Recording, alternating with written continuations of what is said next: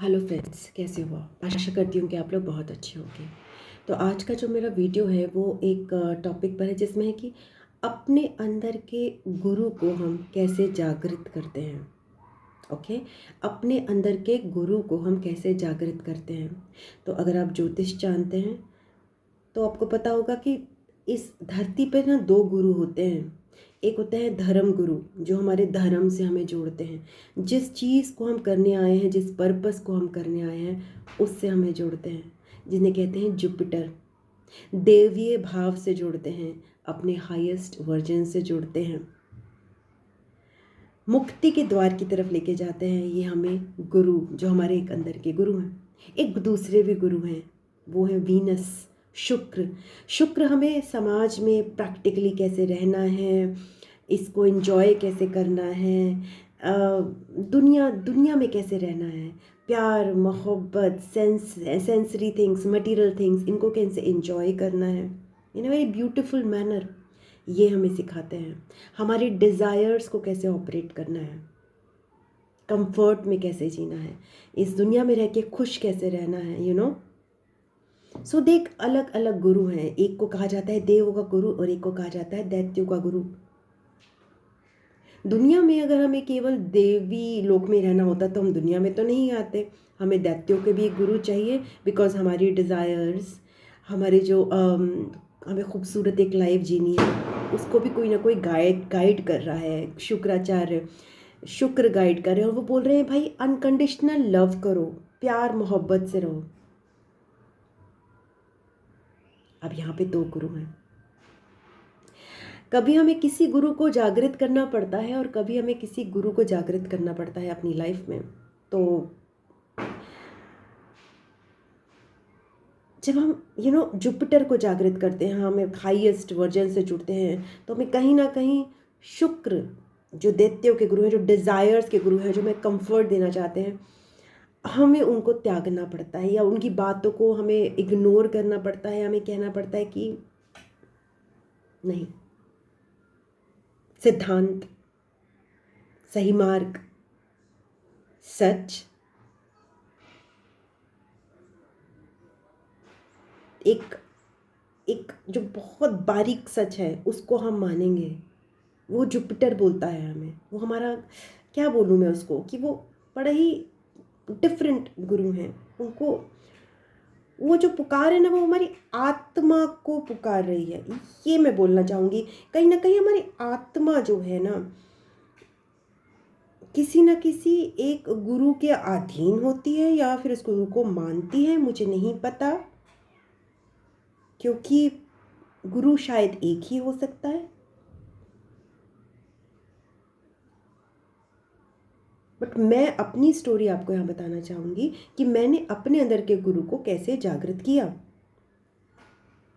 Okay, तो यहाँ पर स्टोरी क्या है? स्टोरी ये है कि ये जो मैंने बताया कि यहाँ पे दो गुरुओं की बात हो रही है, तो मैं जो बात करूँगी जिस चीज़ को जागृत करने की, वो है जुपिटर। बिकॉज वीनस जो है वो गुरु, उसके मामले में मैं थोड़ी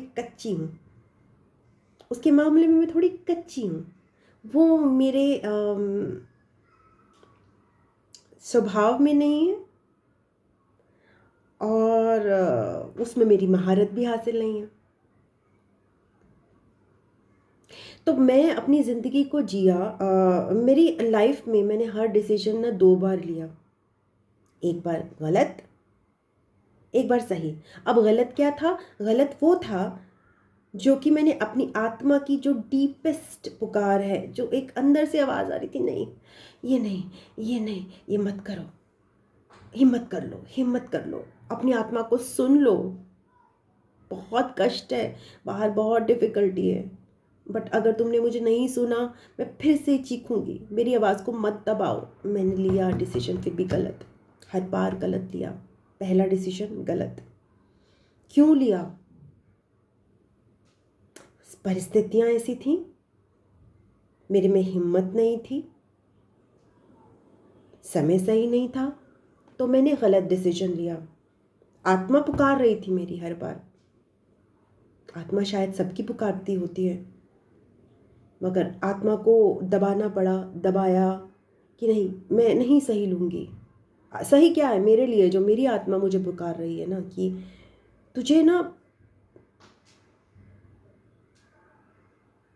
दो चीज़ें हैं यहाँ पर।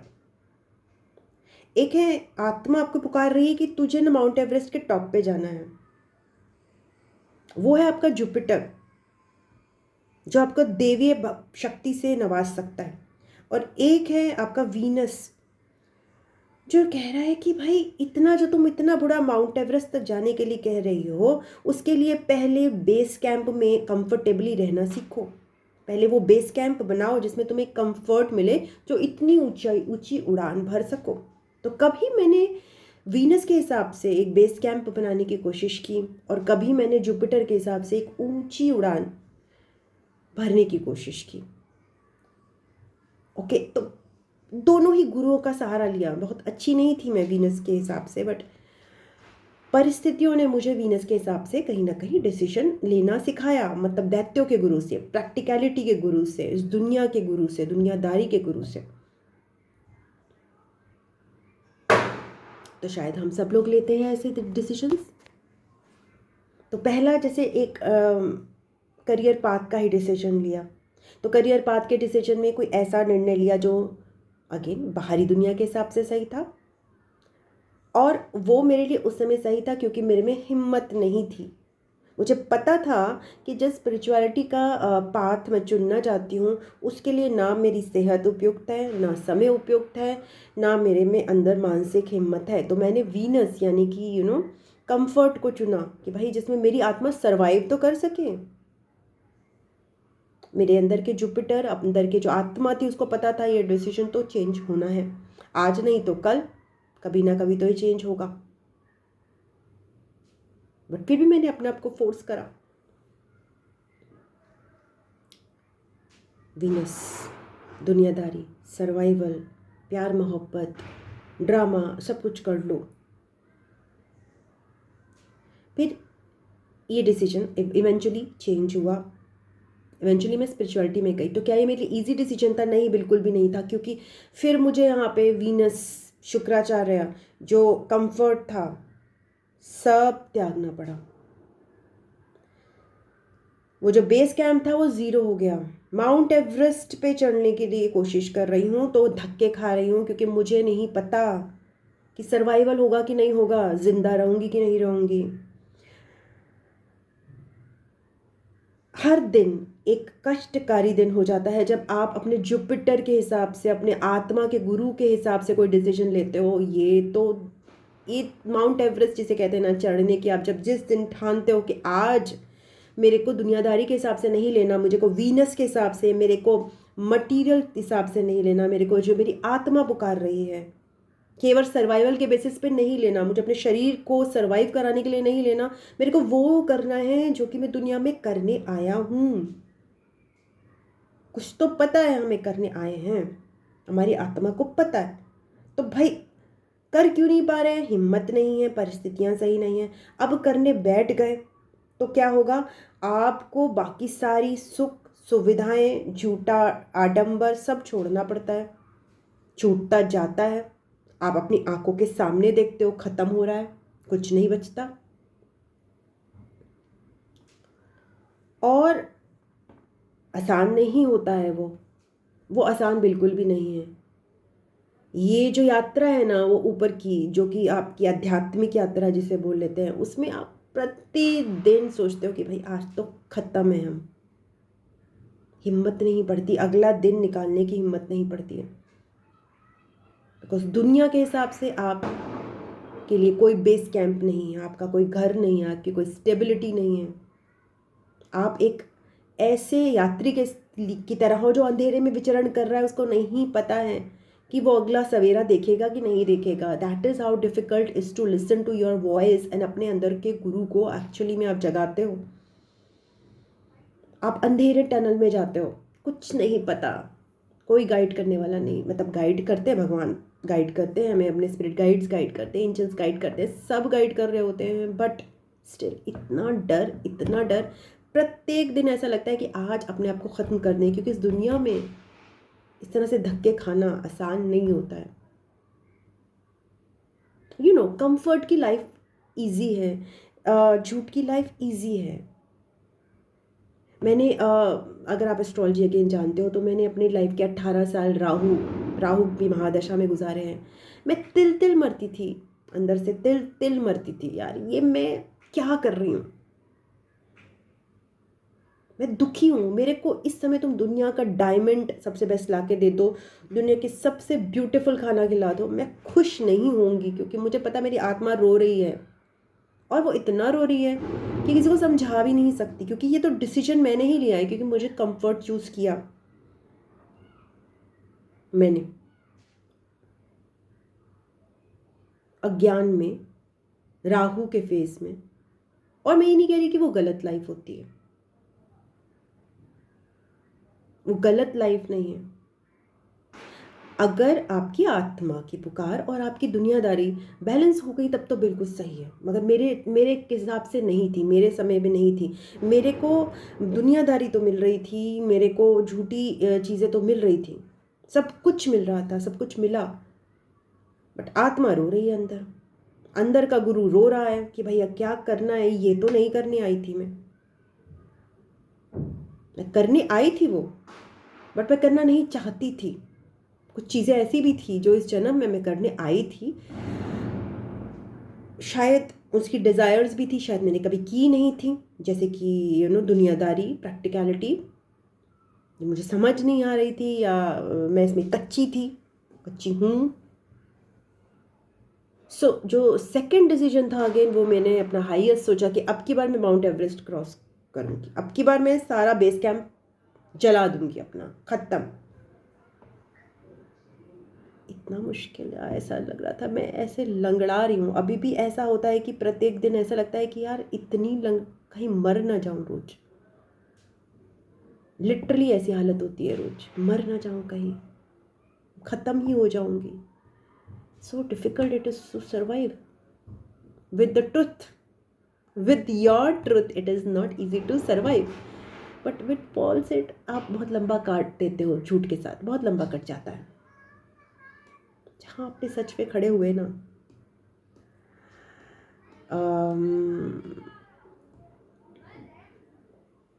हर किसी के साथ होता है, मेरे साथ अकेले नहीं है कि मैं नहीं हो सकता। जहाँ पे आप अपने सच के साथ खड़े होगे, वो जर्नी, हिम्मत की जर्नी जो है ना, बहुत हिम्मत लगती है उसमें, बहुत हिम्मत लगती है कि आप अपने सच के साथ खड़े हो जाओ। बस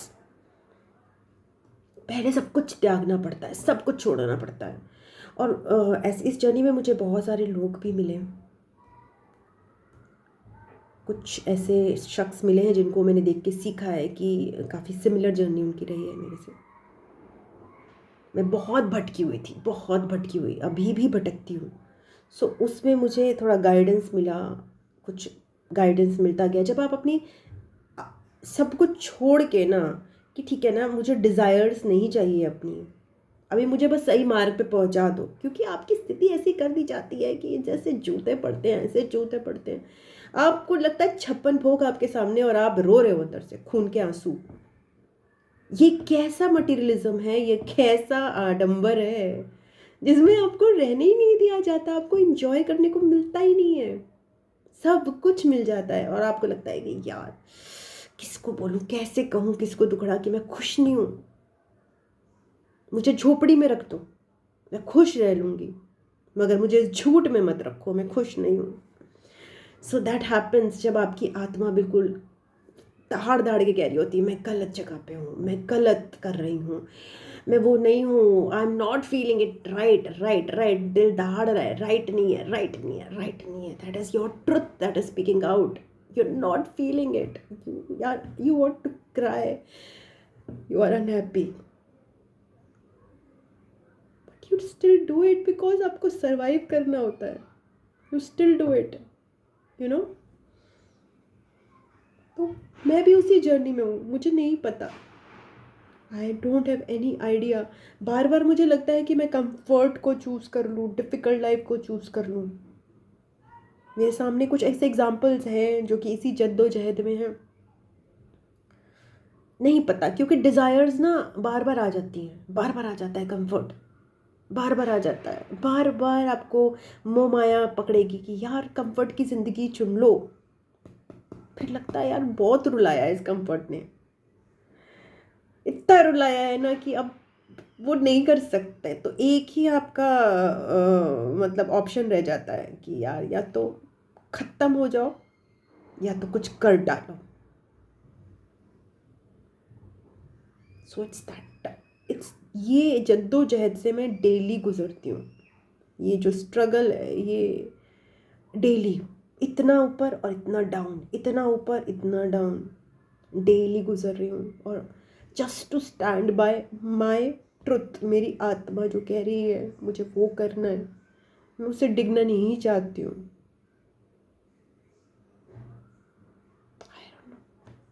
दैट इज़ माई, एक तरह से आप कहो कि ये जर्नी है। I am in this journey, I am still in the forest, lost in the forest.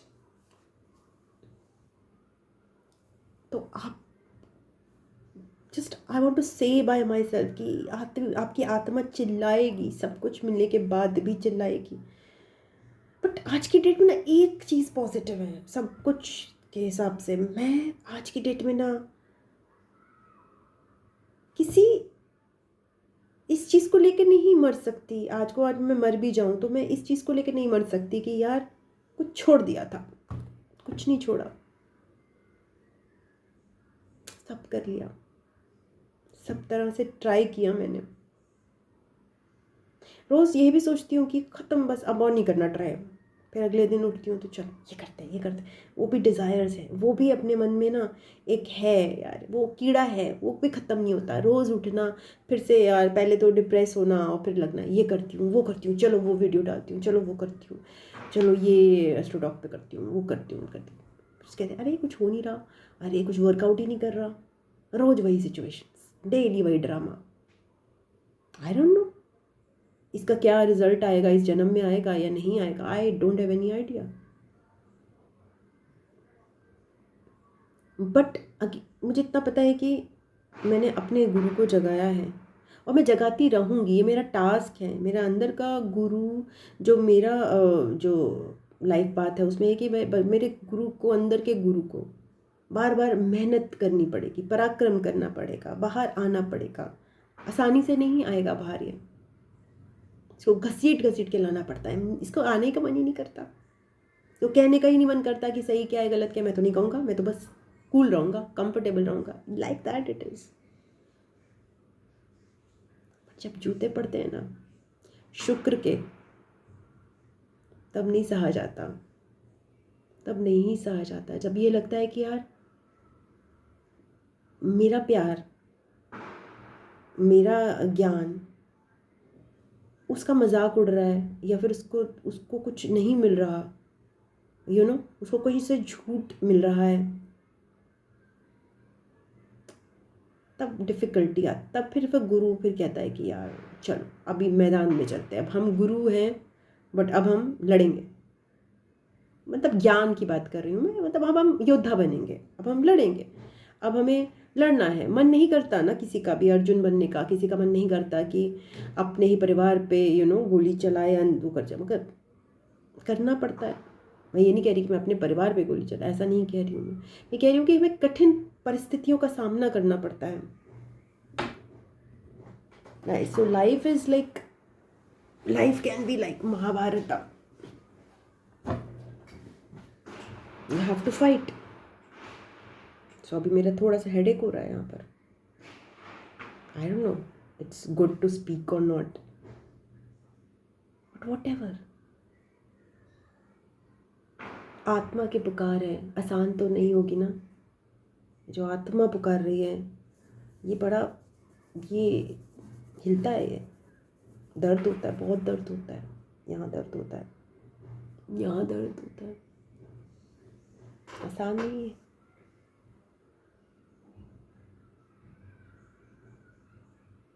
Let's see कहाँ जाती है journey. Thank you, bye bye.